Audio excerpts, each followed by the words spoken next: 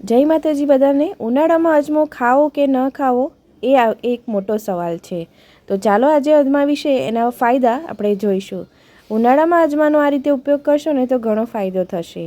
અજમો એક એવો મસાલો છે જેનો ઉપયોગ મોટા ભાગના ભારતીય ઘરોમાં થાય છે, પરંતુ અસલમાં ખૂબ જ ગરમ હોય છે, એટલે કે અજમાની તાસીર ગરમ હોય છે।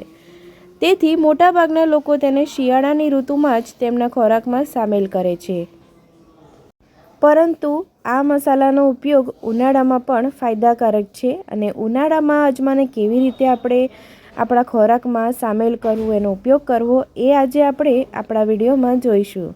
ઉનાળામાં અજમો ખાવાના ઘણા બધા ફાયદા છે અને ઉનાળાની ઋતુમાં તૈયાર કરવામાં આવતા ખોરાક ઝડપથી વાસી થઈ જાય છે, કારણ કે ગરમ વાતાવરણના લીધે બેક્ટેરિયા આપણા જે જમવામાં ખોરાકમાં વધી જતા હોય છે।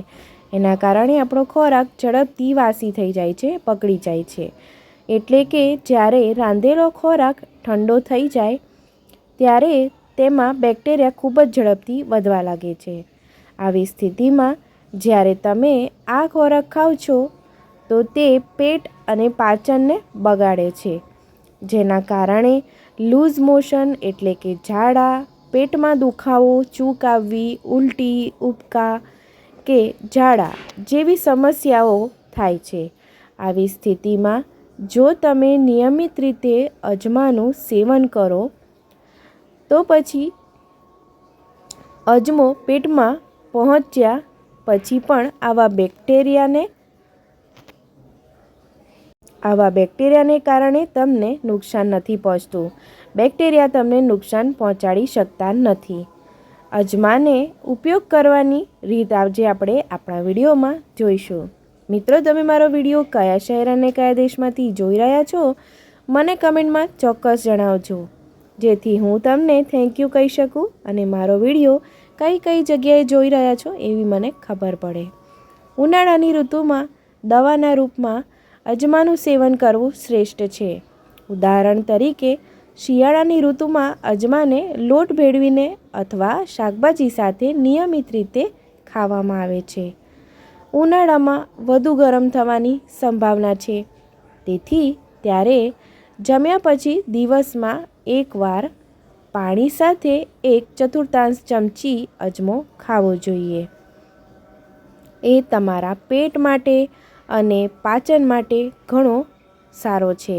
તમારા પેટને અને પાચનને સ્વસ્થ રાખવામાં મદદરૂપ થાય છે। મોસમી રોગોથી બચાવવા માટે પૂરતું છે। જ્યારે પણ સિઝન શિયાળામાંથી ઉનાળો આવે છે ત્યારે ઘણા એવા બેક્ટેરિયા વાતાવરણમાં થઈ જાય છે, જેના કારણે આપણને મોસમી રોગો થતા હોય છે, જેને આપણે વાયરલ ઇન્ફેક્શન કહીએ છીએ। તમે ઘરે વાસણમાં વાવેલા અજમાનું સેવન પણ કરી શકો છો। એના 2 પાન લો અને દરરોજ જમ્યા પછી ગમે ત્યારે ખાઓ અથવા અને ચપટી કાળું મીઠું નાખીને ચાવો। આમ કરવાથી પાચન સારું થાય છે અને પેટ પણ ખરાબ થતું નથી અને જે લૂઝ મોશન, ઝાડા, ઉલટી એનો જે સમસ્યા છે એનો પણ ઉકેલ આવે છે।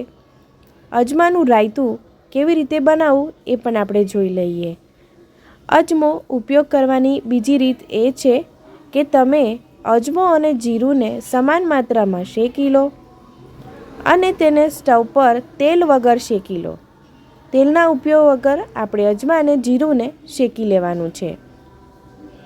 જ્યારે તે સારી રીતે શેકાઈ જાય પછી તેને ક્રશ કરો અથવા તેને મિક્સરમાં બરછટ પીસીને પાવડર બનાવો। હવે જ્યારે પણ તમે રાયતું બનાવો કે દહીં ખાઓ ત્યારે આ મિશ્રણને રાયતામાં નાખો અને તેનો ઉપયોગ કરો।